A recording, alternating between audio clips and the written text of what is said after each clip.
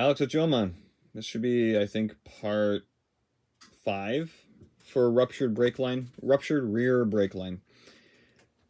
I'm going to make a bigger video at some point detailing the reason for the decisions I'm making and how I came to learn about most of this stuff. But there are definitely 3 different ways to repair a ruptured brake line. Compression fitting, it's under 10 bucks 5 years ago, or probably 6-7 years ago last time I did one now. I don't do them anymore. They fix the one spot, but fixing that one spot will at the same exact time create the next weak spot is your new weakest link. Could be 75% weak, sorry, 75% strong, 25% strong, 5%, 1% strong, doesn't matter. It's your new weakest link.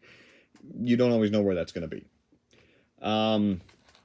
Whole line, end to end, and I'm not talking about ordering prefabricated, pre-bent factory line, which in its own right, you're probably not going to get into the vehicle without extra bends, because they don't put these lines in the vehicle the way you're putting them in the vehicle. You're putting them in the vehicle when it's whole, functional, road legal, ready to drive down the road. Obviously not ready to drive down the road, not if you don't have a line in there. So that's another way, but again, either pre-bent or buying a roll of the stuff, you have to bend it in there yourself. You have to go through the headache of routing it, detouring it, getting it around this, that. It's its own headache. Not to mention, there's at least 2 different types of bubble flares. There's invert flare, bubble flare, and I think third, I might be mistaken, that you have to do on the ends. And you got to remember to get the stinking fittings on before you do the flare. Also have to have the right length at the end of all the bends. Not the worst, but stuff to remember. That's where I decided to do segments.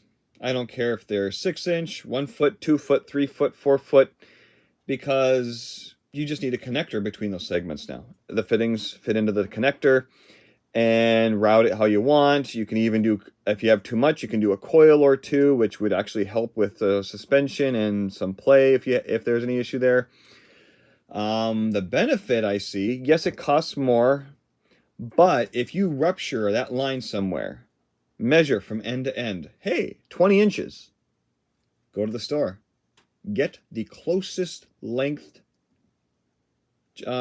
piece of brake line. Pre-fitted, pre-done, everything.